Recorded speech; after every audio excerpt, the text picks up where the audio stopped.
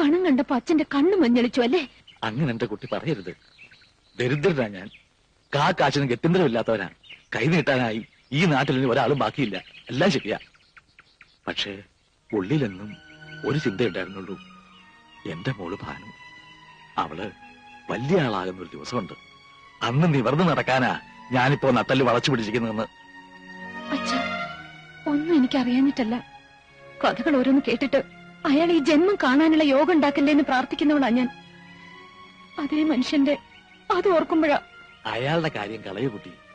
ഏഴിലക്കര അമ്പലത്തിലെ മൂർത്തിയുടെ മുമ്പില് എത്രയോ പുകൾപെറ്റ കലാകാരന്മാര് വന്ന് നൃത്തം ചവിട്ടിയ മണ്ഡപത്തില് അവിടുന്ന് തുടക്കം കുറിക്കാൻ കിട്ടുന്ന യോഗം അതെന്റെ കുട്ടിയുടെ ഭാഗ്യാണെന്ന് കരുതണം.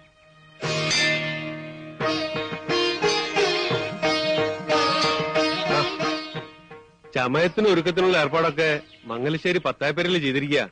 അമ്പലത്തിൽ അതിനുള്ള സൗകര്യമില്ലല്ലോ. ഓ, വരിക.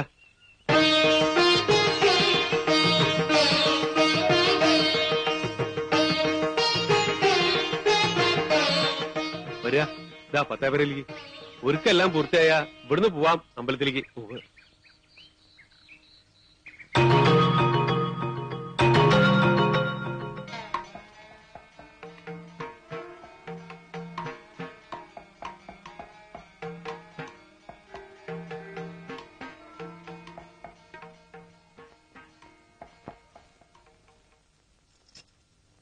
കഴിഞ്ഞില്ലേ ഒരുക്കങ്ങളൊക്കെ? ഒന്ന് കാണട്ടെ കുട്ടിയെ. അസലായിരിക്കണം. നൃത്തവും അങ്ങനെ തന്നെ ആവണം.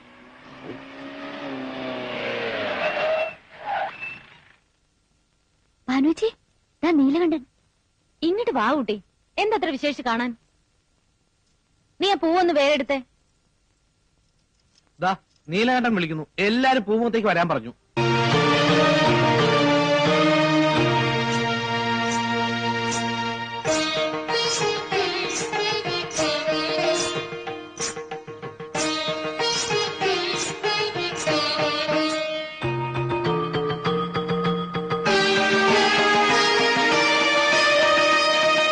അപ്പോ ഇതാണ് അപ്പുമാഷിന്റെ മോളല്ലേ? തഞ്ചാവൂർ ഷൺമുഖം പിള്ളയുടെ ശിഷ്യ. കൊള്ളാം. എന്നാ തുടങ്ങാല്ലേ? ഉവ്വ്. എന്നാ നേരം കളയാണ്ട് അമ്പലത്തിലേക്ക് ഇറങ്ങാം.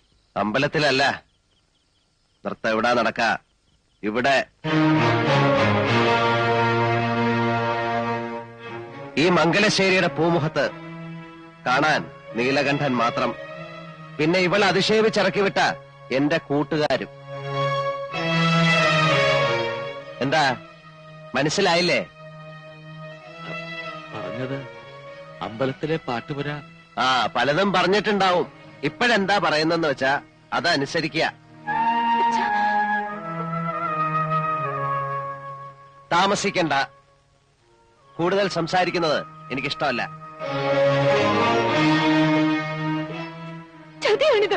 അതെ, ചതിയും കള്ളവും എല്ലാം ഞാൻ പ്രയോഗിക്കും. വേണ്ടി വന്ന കരുത്തും. എന്റെ വിജയത്തിന് വേണ്ടി. ചില കളികള് ഞാൻ ജയിക്കാൻ വേണ്ടി മാത്രമാ കളിക്കണേ.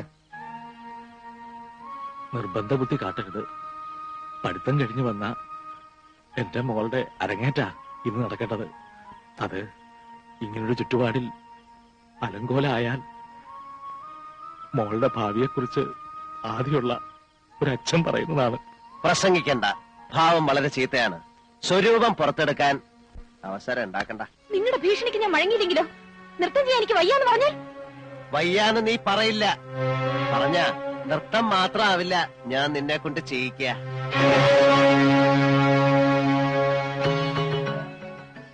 5100 റുപ്യ നിന്റെ തന്ത വാങ്ങിക്കൊണ്ടുപോയത്. അത് മുതലാക്കാതെ ഒന്നിനെ ഈ പടിപ്പുരയ്ക്ക് പുറത്തേക്കാൻ വിടില്ല. ഇത് നീലകണ്ഠനാ. വെറും വാക്ക് പറയുന്ന ശീലം എനിക്കില്ല. പണം വാങ്ങിച്ചു എന്നുള്ളത് നേരാ. അത് ചോദിച്ചാൽ തിരിച്ചു തരാൻ എന്റെ ലോട്ടില്ല താനും. വേണമെങ്കിൽ എന്റെ ജീവൻ എടുത്തോളൂ. എന്നാലും എന്റെ മോളെ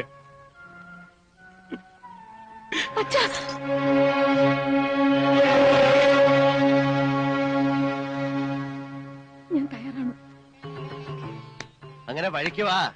കുറുപ്പേ, ആട്ടവിളക്ക് കത്തിക്ക.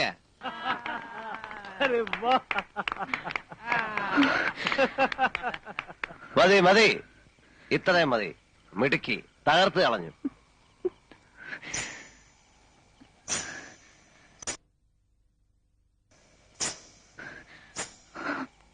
ജയിച്ചു അല്ലേ? ഉവ്വ, അങ്ങനല്ലേ പാടുള്ളൂ. അതെ, വലിയ ആളല്ലേ നിങ്ങൾ. പേരുകേട്ട അച്ഛന്റെ പേരുകേട്ട മകൻ. ഞാനാരാ? നിസ്സാരയായ ഒരു പെണ്ണ്. പക്ഷെ ഒന്ന് മനസ്സിലാക്കുക, എന്റെ ഉള്ളിലുണ്ട് ചെറിയ ചില ജയങ്ങൾ ആഗ്രഹിക്കുന്ന ഒരു മനസ്സ്. അതിനെനിക്ക് തൃപ്തിപ്പെടുത്തിയേ പറ്റൂ. നിങ്ങളെപ്പോലെ രാഭാസന്റെ മുന്നിൽ ചിലങ്ക കെട്ടി ആടിയപ്പോ കളങ്കപ്പെട്ടത് ദൈവദത്തമായ ഒരു കലയാണ്.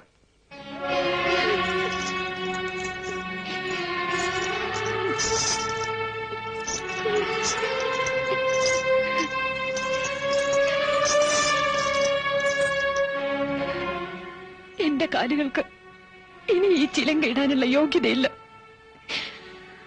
ഉള്ളിൽ 1000 മുള്ളു കുത്തിയിറങ്ങുന്ന വേദനയിലും എനിക്ക് സന്തോഷിക്കാൻ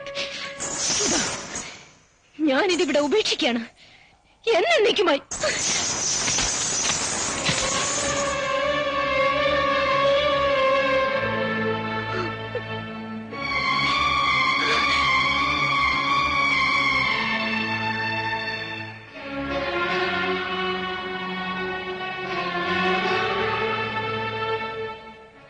എന്തിനായിരുന്നു നീല ഈ ഒരു ശാപം കൂടെ ഏറ്റുവാങ്ങിയത്? ആ കുട്ടിയുടെ കണ്ണീന്ന് ഒരു തുള്ളി ഇറ്റ് വീഴുമ്പോ ഓർത്തോളൂ, അതൊരു പ്രളയത്തോളം പെരുകും. മംഗലശ്ശേരിയിലെ മേൽക്കൂരയ്ക്ക് ആകാശം മുട്ട ഉയരില്ല.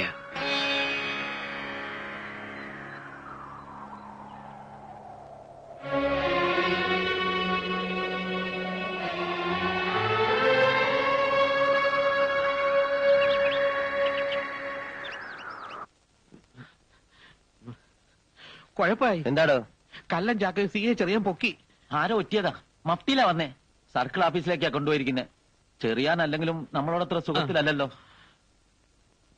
വെറുതാ, നീ SI മധുനെ വിളി. തല്ലും ചവിട്ടും കിട്ടുമ്പോ അവനുള്ള സത്യം പറയില്ലേ? ഹലോ ഹലോ, പോലീസ് സ്റ്റേഷനല്ലേ? ഞാനാ നീലാണ്ടൻ.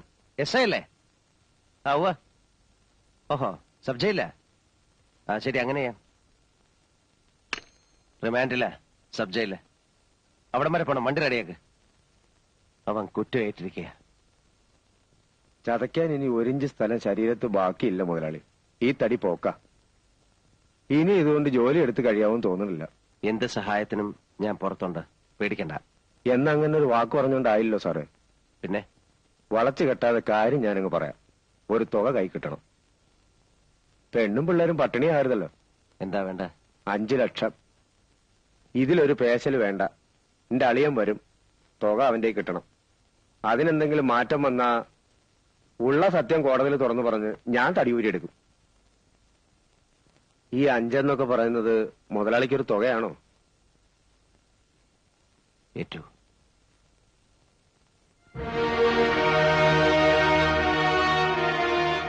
അവൻ സന്ദർഭം മുതലെടുക്കുകയാണ്, കള്ളപ്പന്നി. ഇനി അത് നോക്കണ്ട. പെട്ടുപോയില്ലേ? എങ്ങനെയെങ്കിലും തലയൂരി എടുക്കുകയാണ് ഇപ്പൊ വേണ്ടത്. 5 ലക്ഷം. മേലേടത്തെ പറമ്പ് അല്ലേ വരെ? ഈ ചുരുങ്ങിയ സമയത്തിനുള്ളിൽ ആരുടെ അടുത്താ കാശ് തരാണ്ടാവുക? ഓരോരുത്തരെയും കൈ അയച്ച് സഹായിക്കുമ്പോ ഞാൻ പണ്ടേ പറയാറില്ലേ, നമുക്കൊരാപത്ത് വരുമ്പോ ആരും ഉണ്ടാവില്ലാന്ന്. ഇപ്പൊ അനുഭവത്തിൽ വന്നില്ലേ? താൻ പുരാണം വിളമ്പാതെ പറമ്പിന് ഒരാളെ പറയടോ. കുന്തം വിഴുങ്ങിയതുപോലെ നിൽക്കാൻ നിങ്ങളൊക്കെ ഒന്ന് വാതുറക്ക്. ആളെന്ന് വെച്ചാ ഇപ്പൊ റെഡി ക്യാഷ് കയ്യിലുള്ള ഒരാളേ ഉള്ളൂ, വീരാൻകുട്ടി. അവനോ? അതാ സത്യം. നാണക്കേട് ഓർക്കണ്ട. വേറൊരു വഴി ഇല്ലാത്തോണ്ടാ അവനെ തന്നെ കാണാം. ഞാനൊന്ന് സൂചിപ്പിച്ചിരുന്നു, ഇടനിലക്കാരൊന്നുമില്ലാതെ നീലൻ തന്നെ നേരിട്ട് വന്ന് സംസാരിക്കണമെന്നാ അവൻ പറഞ്ഞത്. മനസ്സിലായി. വേറൊരു വഴിയില്ല അല്ല വരേ? ഇല്ല, സമയവും നമ്മുടെ കയ്യിൽ കുറവാ.